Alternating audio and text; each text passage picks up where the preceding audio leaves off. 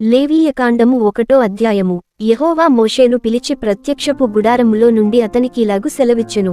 నీవు ఇశ్రాయేలీయులతో ఇట్లనుము, మీలో ఎవరైనను యెహోవాకు బలి అర్పించినప్పుడు గోవుల మందలో నుండి గాని గొర్రెల మందలో నుండి గాని మేకల మందలో నుండి గాని దానిని తీసుకుని రావలెను.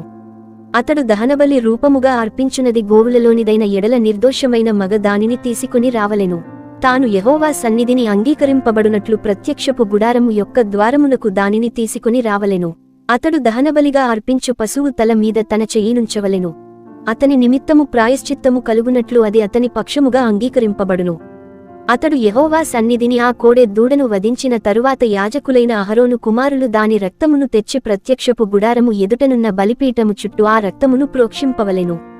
అప్పుడతడు దహనబలి రూపమైన ఆ పశుచర్మమును ఒలిచి దాని అవయవములను విడదీసిన తరువాత యాజకుడైన అహరోను కుమారులు బలిపీఠము మీద అగ్నియుంచి ఆ అగ్నిమీద కట్టెలను చక్కగా పేర్చవలెను. అప్పుడు యాజకులైన అహరోను కుమారులు ఆ అవయవములను తలను క్రొవ్వును బలిపీఠము మీదనున్న అగ్నిమీది కట్టెలపైని చక్కగా పేర్చవలెను. దాని ఆంత్రములను కాళ్లను నీళ్లతో కడుగవలెను. అది యెహోవాకు ఇంపైన సువాసనగల దహనబలియగునట్లు యాజకుడు దానినంతయు బలిపీఠము మీద దహింపవలెను.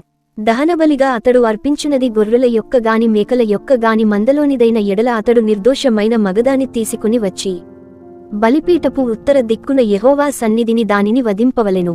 యాజకులగు అహరోను కుమారులు బలిపీఠము చుట్టూ దాని రక్తమును ప్రోక్షింపవలెను. దాని అవయవములను దాని తలను క్రొవ్వును విడదీసిన తరువాత యాజకుడు బలిపీఠము మీదనున్న అగ్నిమీది కట్టెలపైని చక్కగా పేర్చవలెను.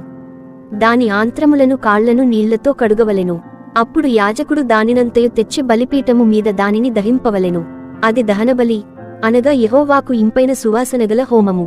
అతడు యెహోవాకు దహనబలిగా అర్పించునది పక్షి జాతిలోనిదైన ఎడల తెల్లగువ్వలలో నుండి గాని పావురపు పిల్లలలో నుండి గాని తేవలెను.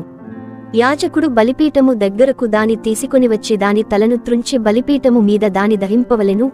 దాని రక్తమును బలిపీఠము ప్రక్కను పిండవలెను. మరియు దాని మలముతో దాని పొట్టను ఊడదీసి బలిపీఠము తూర్పు దిక్కున బూడిదెను వేయుచోట దానిని పారవేయవలెను.